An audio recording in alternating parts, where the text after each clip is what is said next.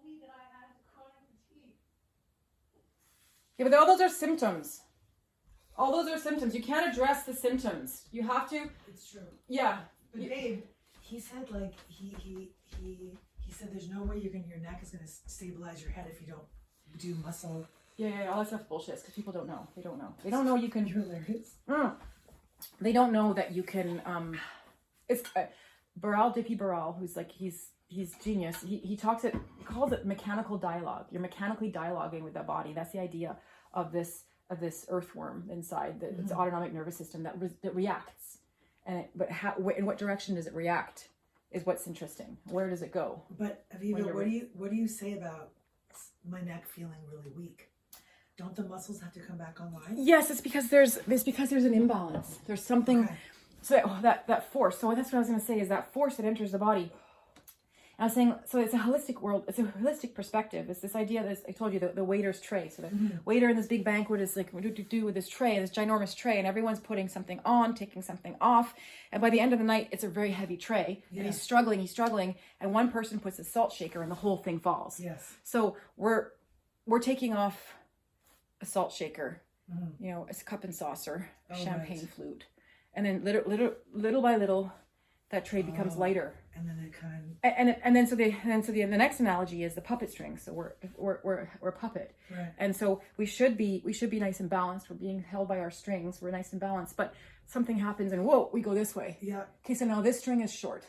Right. Now this string might be short too, but we don't know it because this string is slack while this string is tight. Right. So now we release this string and whoa, where do we go? Now this string is tight, but it wasn't tight before. Right. And then so gradually, whoa, and then we're going to keep being at different imbalance until eventually we're balanced. Wow. Yeah. And it's the body's priority. And we don't know why or how. We don't know how it got there. Right. We don't know what it needs to take it off, but it's going to take it off in a way that's not going to compromise itself. And it throws out legs. So there's a restriction here. Or if the force comes in, it doesn't stay where the force came in. The force travels in the body, and the body will throw out legs, like catch it. Wow. And it'll move it around for several weeks before it knows how it wants to be. Yeah. I don't know if you've ever noticed that you're lying in bed, say you cross your legs. Yeah. Or you do a movement, and your body doesn't, and there's a pull, your body doesn't feel safe, and you actually hear. Yep.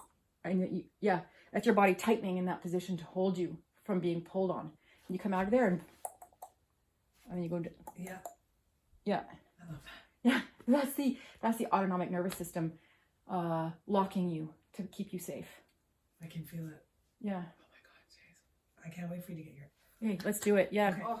Well, and so say sometimes. Okay, so when you start removing, like I say, the puppet strings. Yeah. Sometimes it'll tighten on what's left because the reason why it's thrown out legs is because it doesn't want to concentrate too much on one. Oh. Right. But then you start removing things, and it can intensify the strings that are left as we move. Because we are actually, unless you can get it all in one, but your body won't let you. No. You're creating an instability and imbalance along the way. Right. And the body has created the best possible scenario that it can over weeks, months, years of thinking about it. Yeah. And so now we're meddling with it, and we might be concentrating what's left temporarily in order to move into something better. I'm really curious to see what you say when can you feel things that are getting better and not better? Oh yeah, for sure. Oh, you can? Well, the one thing is that we don't get called back to the same area. Oh. Yeah, that's done. It's done. Wow. So if whatever I did week 1 or week 2, I'm not doing again.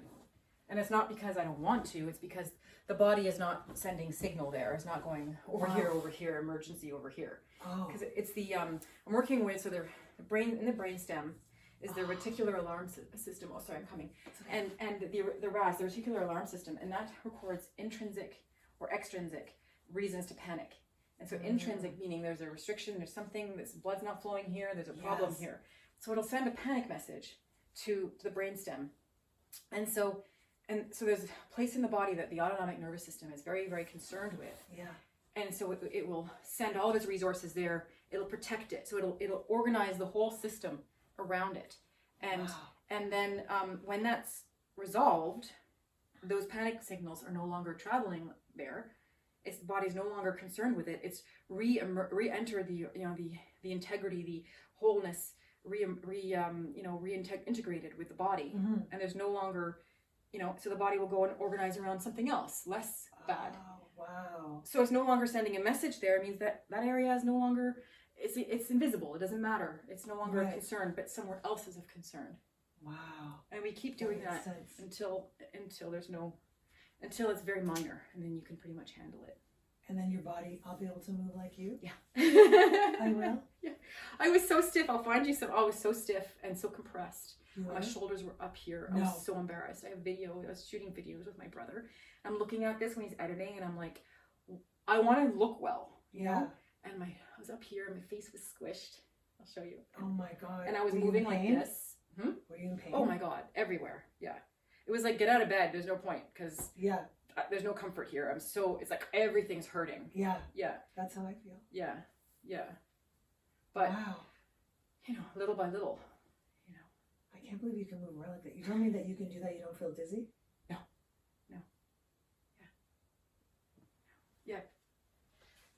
Yeah, this work is real, and I say it's giving the credit to, we're filming yet, to Baral, for developing this. Yeah, but for you too, right? Because you're interpreting his information, right? Exactly. Okay, so you can see that, yeah. So I'm feeling the electromagnetic field. This is, again, it's J.P. Baral's work, assessing with a manual thermal evaluation, but I take it further. I'm like, why assess with it? Why not treat with it? So, so it's he says it's thermal, it's heat. There's mechanoreceptors that throw off heat. Blood, there's more blood flow in an area, so I'm feeling that. But it's also a buzz. It's just a disturbance. And so actually, if I push in here, it hurts. I feel that in your body, not liking that. So I don't push. Wow. Did you feel that? If I push in here, it actually feels like an intensification. Oh, see, you moved. You're like, I moved away from that. Yeah, so that's real, even though I'm not touching you. Okay, so now that's taking me back here. Okay, but that's not necessarily the be all and the end all. Sweetie, do I ever go on my front or do I stay on my back? You might. You might. Yeah. I tend to not treat too much using the head base cradle, only because I've experienced, like, after a massage, my body feels great, but my cranial bones are all compressed. I have to decompress my face. Yeah. Sure. So I'm like, why would I ever do that to anybody? All that weight on your, It's so true. Yeah. But sometimes the brain wants to be in that position to have slack that way, I tend to use, I'll put you on your side rather than put you on your back, face. Oh, that's so smart. Yeah. Okay, so now, so the hand in your neck takes my hand in your head out, means that autonomic nervous system is now no longer concerned with your head. If I'm putting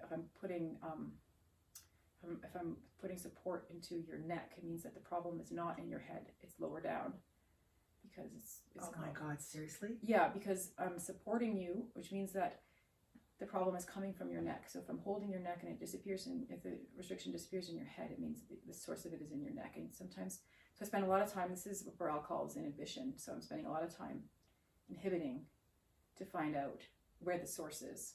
Okay, yeah. So if I'm no longer interested in one area because I have another area, then that's how I find the source. And there's a whole process in exploring that, but that's just a quick definition. Wow.